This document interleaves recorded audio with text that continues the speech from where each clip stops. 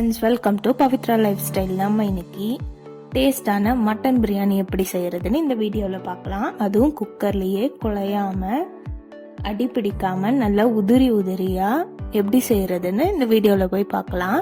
அதுக்கு first cooker எடுத்துக்கிட்டு அதில் 4 table spoon oil, 2 table spoon நெய் ஆட் பண்ணிவிட்டு எல்லா ஹோல் ஸ்பைசஸும் ஆட் பண்ணிக்கலாம். 2 ஸ்டார் அனைஸ், ஒரு மராட்டி முக்கு, 4 துண்டு பட்டை, 4 ஏலக்காய், 4 கிராம்பு, 2 பிரிஞ்சி இலை எல்லாத்தையும் ஆட் பண்ணிட்டு 4 வெங்காயம் நீளமாக வெட்டி வச்சிருக்கேன், அதையும் ஆட் பண்ணிக்கலாம். அதுக்கப்புறம் 5லேருந்து 6 பச்சை மிளகாய் ஆட் பண்ணிக்கலாம். பச்சை மிளகாவோட காரம் தான் ஜாஸ்தி இருக்கணும் பிரியாணியில். ரெட் சில்லி பவுடர் மட்டும்தான் நம்ம யூஸ் பண்ண போகிறோம்.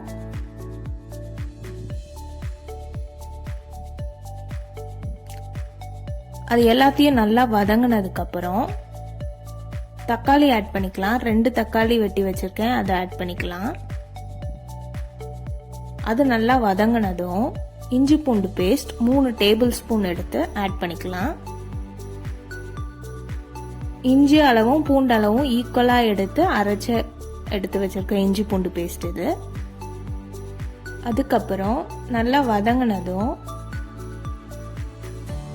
ஒரு கை புதினா, பாதி கட்டு மல்லி, இது எல்லாத்தையும் ஆட் பண்ணிட்டு நல்லா வதங்கட்டும்.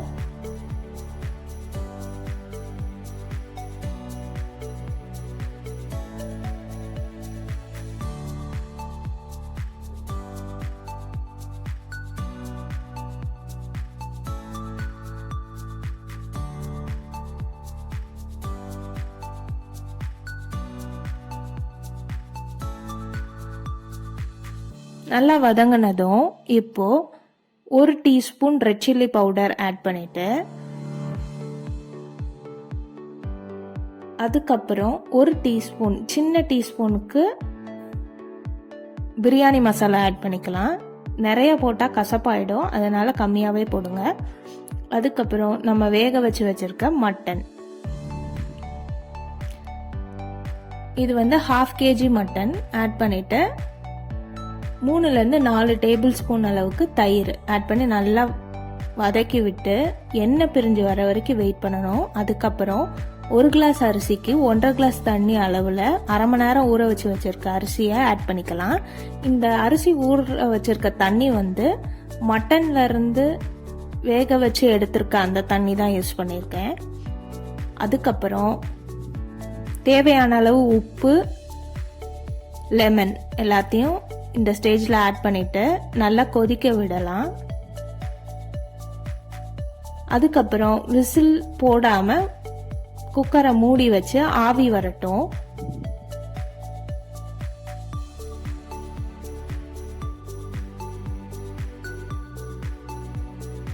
கலர்றது வந்து ஜென்டிலா கலருங்க, ரொம்ப போட்டு கலர்னிங்கன்னா அரிசிலாம் உடஞ்சிரும். 1 டீஸ்பூன் நெய் கூட ஆட் பண்ணிக்கலாம், அப்போ சாதம் வந்து நல்லா உதிரி உதிரியா இருக்கும். விசில் போடாம இப்போ வந்து அரிசி வேகட்டும். மேல இருந்து ஆவி வரும்போது மூடியை ஓபன் பண்ணி பார்த்துட்டு இப்போ உப்பு காரம் எல்லாம் கரெக்டா இருக்கான்னு செக் பண்ணிக்கலாம். கரெக்டா இருந்ததுன்னா அப்படியே க்ளோஸ் பண்ணிட்டு திரும்ப ஆவி வந்தோடனே விசில் போட்டுட்டு சிம்ல 11 மினிட்ஸ் வச்சு எடுத்தோன்னா இந்த மாதிரி நல்லா உதிரி உதிரியா மட்டன் பிரியாணி ரொம்ப டேஸ்டா சூப்பரா இருக்கும். நீங்களும் செஞ்சு பார்த்துட்டு எப்படி இருக்குன்னு கமெண்ட்ல சொல்லுங்க. இந்த மாதிரி வீடியோ பார்க்க உங்களுக்கு பிடிக்கும்னா நம்ம சேனலை மறக்காம சப்ஸ்கிரைப் பண்ணிக்கோங்க. நாங்க இன்னைக்கு இதை நல்லா வாழை இலையில வச்சு முட்டை, கறிக்கூட்டு, தயிர் பச்சடி வச்சு சாப்பிட்டோம். ரொம்ப டேஸ்டா இருந்தது.